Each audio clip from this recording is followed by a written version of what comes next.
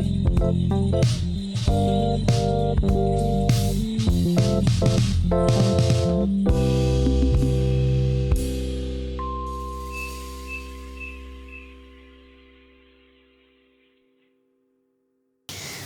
dobrodošli u još jedan podcast Zagreb za mlade. S nama je danas saborski zastupnik gospodin Bojan Glavašević. Bojane, dobro nam došao. Još vas bolje našao i lijep pozdrav slušateljima i gledateljicama.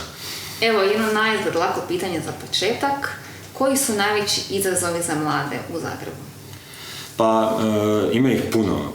Prije svega, u kvartovima nema zapravo baš, pa i u Zagrebu općenito, nema baš sadržaja za mlade koji su dostupni. Dakle, sadržaji za mlade u Zagrebu su uglavnom ograničeni na klubove i na sadržaje koji se plaćaju. Dakle, to je recimo jedna nekakva stvar. A postoji puno neki ozbiljniji po meni, dugoročniji problemi. Hoćemo krenuti od toga da zapravo politike stanovanja za mlade su gotovo nepostojeće i da je zapošljavanje jako teško, a i kad se mladi uspiju zaposliti, to je vrlo često prekarni rad, dakle vrlo nesiguran, bez nekakve perspektive, jako slabo plaćen i na neki način, mladi predstavljaju jednu od najisključenijih skupina u našem društvu generalno.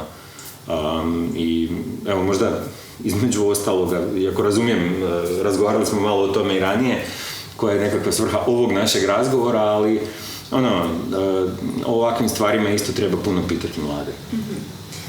Imaju li mladi koji nisu članovi vladajućih političkih stranaka uopće priliku afirmirati se u zajednici?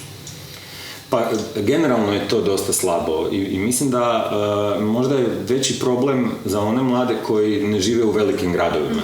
U velikim gradovima još se i možeš tu i tamo probiti ako nisi član neke stranke, ali generalno zapošljavanje sa članskom iskaznicom je ono što je dominantan model i svi to nekako znamo. A pogotovo mladi koji su iz manjih sredina, zapravo ukoliko ne dođu u Zagreb ili u Split, recimo, ili neki Rijeku, neki malo veći grad, jako teško se mogu zapravo probiti u zajednici. Vlada je od kolovoza 2020. mlade premjestila iz ministarstva u Središnji državni ured. Kako to komentirate? Pa ovako, to može biti s jedne strane dobro, utoliko što je ovo jedno manje tijelo državne uprave i moguće je možda da se to tijelo fokusiranije bavi mladima nego jedno veliko ministarstvo koje je zaduženo, koje je jedno mastodontsko ministarstvo i zaduženo je za hrpu stvari. Drugih onda mladi su jedna ladica u toj priči. Ono što definitivno nije dobro je da od budžeta koji je otprilike, čini mi se, oko 2 milijarde kuna, samo 15 milijuna je baš za mlade. Dakle, to je na nacionalnoj razini apsolutno ništa. To je neadekvatan budžet potpuno. I čini mi se da je drugi dodatni problem u toj priči, što se kada se nacionalne politike, pa uostalom i gradske, to smo se dotaknuli malo ranije, i u velikim gradovima politike prema mladima se obično stavljaju u istu ladicu sa demografijom. Dakle, o mladima, ako država uopće razmišlja, najčešće razmišlja u kontekstu njihovog reproduktivnog potencijala, a ne u smislu ostvarivanja mladih za njihove nekakve želje i potrebe. Dakle, isključivo, ako se o mladima razmišlja, onda je to uglavnom u kontekstu toga da kao njihove plodnosti i demografije. Eto. A to je, meni osobno to meni je to grozno. To je reduciranje ljudi na njihov reproduktivni potencijal, a ne žele svi imati djecu. Ima li grad Zagreb dovoljno bogat sadržaj za mlade? Evo, svjedočili smo nedavno i zatvaranju Kultne jabuke, proračunska sredstva za stavke za mlade su manja nego ikada, a proračun grada Zagreba nikad veći i iznosi 14 milijardi kuna. Da. Što mislite o tome? Ne, pa mislim da se tu odgovor zapravo sam nameće i u skladu je s ovim što smo ranije rekli. Ne. Naravno da ne. Generalno su naši gradovi oskudni u sadržajima za mlade. I kažem, uglavnom je onda to, ako ih ima, onda su to plaćeni sadržaji i sadržaji koji su recimo za izlaske. A jako malo mi se čini da ima sadržaja koji su prije svega za mlade besplatni i koji su dostupni i koji progovaraju nekim njihovim potrebama. I na kraju krajeva čini mi se da ni nacionalno, pa ni u Zagrebu, zapravo nije bilo nikakvih ozbiljnijih studija provedenih, mislim, od uprave, ne od neovisnih nekakvih akademskih institucija, o tome što mladi zapravo žele. Dakle, i onda naravno na tragu toga ne rade se politike koje bi bile usmjerene prema realizaciji želja mladih. Evo sad ćemo o jednoj vrlo važnoj temi kojom si se i ti bavio, a to je obrazovanje. Evo za početak građanski odgoj i obrazovanje. Bivši saziv Savjeta mladih grada Zagreba zalagao se i uspio je zapravo natjerati skupštinu na donošenje zaključka o uvođenju građanskog odgoja i obrazovanja. I trenutno je dakle to u fazi dakle izvješće u skupštini koje podnosi gradonačelnik sukladno tom zaključku.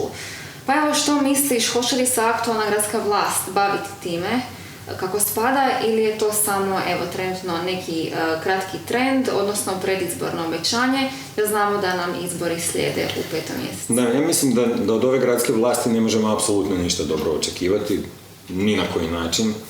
I na kraju krajeva imali smo prilike puno puta vidjeti kako ova gradska vlast je u stanju da ogromne novce za sve i svašta, ali jako rijetko ti novci završe u konačnici u projektima koji su orijentirani baš direktno prema građanima na ono najdirektnijoj mogućoj razini, pa tako onda i za mlade. Ali što se građanskog odgoja tiče, mislim da je to užasno važno i zapostavljeno strašno. Imamo istraživanja koja nam pokazuju da su mladi u prosjeku, kako vrijeme prolazi, prije svega sve konzervativniji, u odnosu pogotovo na generaciju svojih roditelja, i manje zainteresirani za politiku. Između ostaloga, to je zato što u biti u Hrvatskoj, pa onda ni u Zagrebu, ne postoji neki model uključivanja mladih u politiku i pripreme za participaciju u političkom životu u nekim kasnijim godinama. Tu su donekle, recimo, studentski zborovi ili u srednjim školama vijeća učenika, ali tu zapravo mladi ne dobiju priliku sami odlučivati, recimo, o tome koliko, kao prvo o nekom budžetu, da se kaže, evo, ovo je budžet koji smo mi odredili za vas, a vi smislite kako će taj budžet biti potrošen. Recimo, to bi bila prava ovlast u kojoj bi onda se moglo reći, ok, mladi sami imaju neka sredstva na raspolaganju, sami odlučuju svojim nekakvim već političkim u biti dogovorima kako će to biti distribuirano. Evo, to je, a onda kada se to dogodi, recimo, na razini studentskog zbora, vrlo često vidimo da je i stranačka iskaznica već faktor u toj priči. I onda, naravno, meni je logično da netko tko ne želi stranačku iskaznicu, naprosto ima jedan vrlo negativan osjećaj i ne želi se baviti uopće time. Više si puta apelirao na nužnost kurikularne reforme. Evo, gdje smo sada sa reformom obrazovanja? Pa nigdje, stalo je. Nema se tu šta puno dodati. Mislim da u kontekstu te priče i da tu povežem sa ovim prethodnim pitanjem o građanskom odgoju, koji je postavljen kao međupredmetni sadržaj, pitanje je koliko se i nastavnici, s obzirom na to kako je stvar postavljena, mogu adekvatno pripremiti i koliko kvalitetno mogu raditi s mladima na takvim međupredmetnim sadržajima. Vrlo često i tu opet kumuje politika, školska ili neka druga, a često je to jedno te isto, nažalost, u ovoj zemlji. Tako da nekako je dojam da čak i u nekim momentima kada je postojala možda neka veća politička volja za kurikularnu reformu, da se to nije prelilo tamo gdje bi se najviše trebalo osjetiti. Tako da bojim se da kurikularna reforma naprosto čeka neka bolja vremena. Misliš li da se na nacionalnoj i lokalnoj razini dovoljno i kvalitetno odlučuje o mladima, odnosno pitali se išta mlade? Ja bih rekao da je ta situacija toliko loša da mlade više nitko ni ne pita o tome da li se njih išta pita. Dakle, to je neka meta trauma, ja bih to tako postavio. Ne, mislim, nažalost ne. Nego, mislim da vidjelo bi, kako bih rekao, što znači da se mlade nešto pita? mislim da bi se, da to u političkom smislu bi značilo da mladi u nekakvim, kao prvo da postoje neka tijela mladih ljudi, bilo na razini škole, dakle kako god, gdje god, imamo mnogo modela koji su mogući, gdje onda u okviru kojih mladi donose doista neke odluke, o njima raspravljaju, odlučuju o onim aspektima života o kojima mogu odlučivati, koji se njih najviše tiču, i onda recimo imaju neka sredstva za implementaciju nekih svojih politika, odluka i tako dalje. To ne postoji, jednostavno rečeno.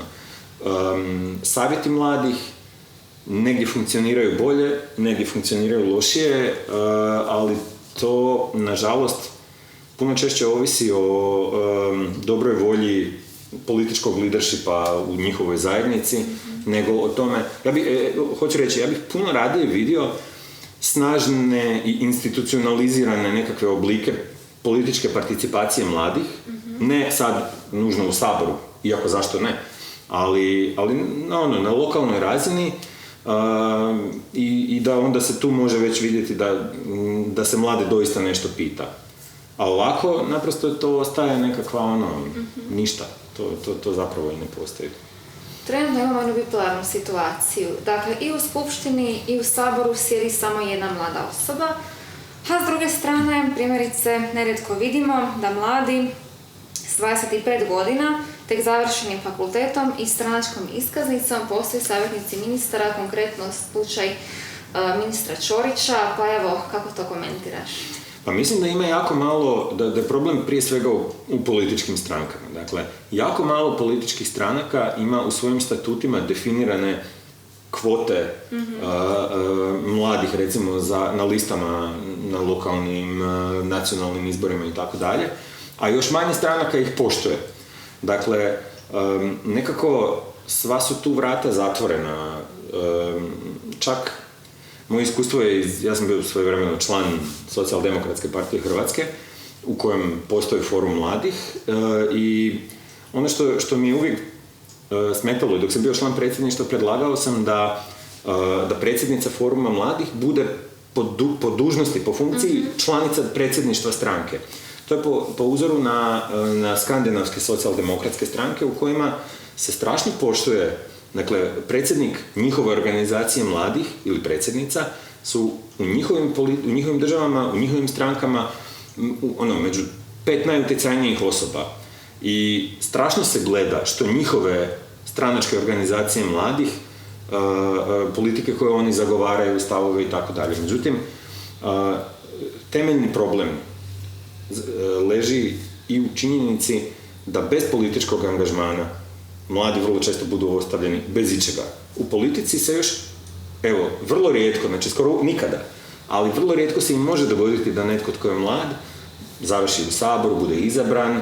Dakle, naprosto političke stranke bi morale mnogo više podržavati mlade i na taj način stati iza njih. Jer naravno da ako imaš recimo 22 godine, možda i nisi imala priliku ili imao priliku, kako bih rekao, sagraditi tu vrstu političke elektabilnosti, jednostavno, da sad možeš izaći na izbore i znati da ćeš pomesti, dobiti preferencijalne glasove, pa sad gdje god bio ili bila na listi, znaš da možeš to povući. To je jako teško u ovoj zemlji, i ovako i onako. Mislim, mladi najmanje izlaze na izbore. Ne? Tako da problem je s jedne strane u političkim strankama, s druge strane u činjenici da bez članstva u stranci nema formata u kojemu se mlada osoba može uključiti u proces donošenja odluka. I mislim da to treba mijenjati na lokalnoj razini. Dakle, nekakav municipalizam jedan koji bi bio vrlo inkluzivan i koji bi stvorio ozbiljne inkluzivne platforme i tijela za mlade, gdje te se neće pitati imaš li stranačku iskaznicu ili ne, ali možeš sudjelovati u procesu odlučivanja.